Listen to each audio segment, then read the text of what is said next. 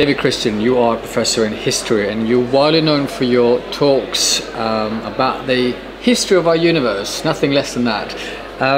Now you describe various thresholds the planet has gone through, and how would you describe the current one, the current changes are happening in this day of history?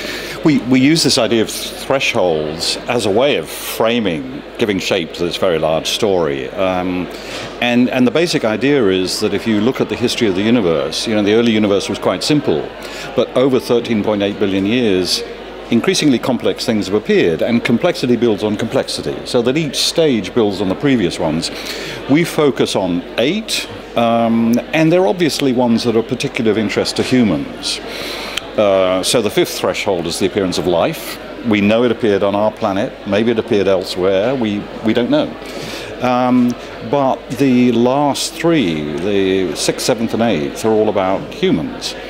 And we argue that the appearance of humans marks a fundamental turning point in the history of the planet. And that lays the foundations for where we are today, because with humans you get the first species that's capable of accumulating in information across generations, and information gives you control over your environment.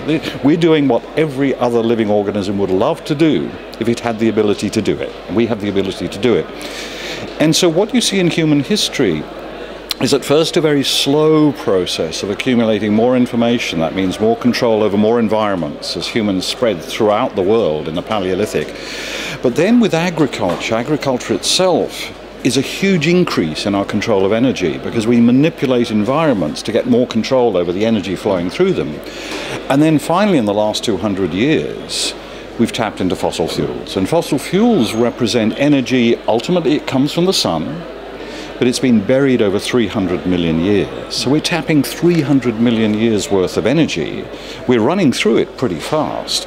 But more important than that is actually the fact that the flows of energy that we're now managing, because of our control of information, are so huge that they're on the same scale as the big flows of energy through the biosphere, the climate system, the ocean system, the carbon cycle, the nitrogen cycle.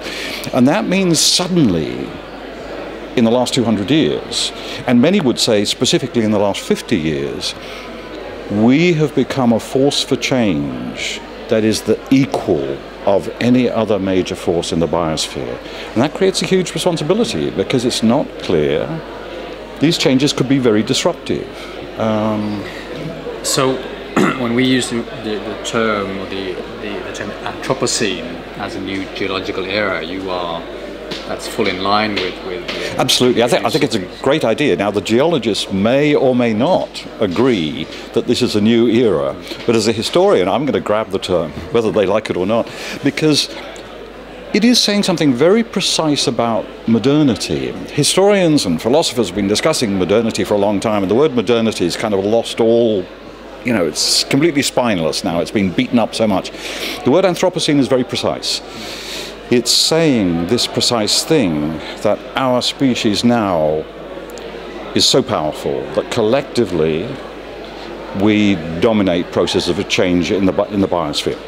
We of course don't know where this is all going, but the good news is precisely that we're so good at gathering information, and in fact we've got vastly better at it in the last century, and things like the internet mean we can share ideas with an efficiency that was completely unprecedented.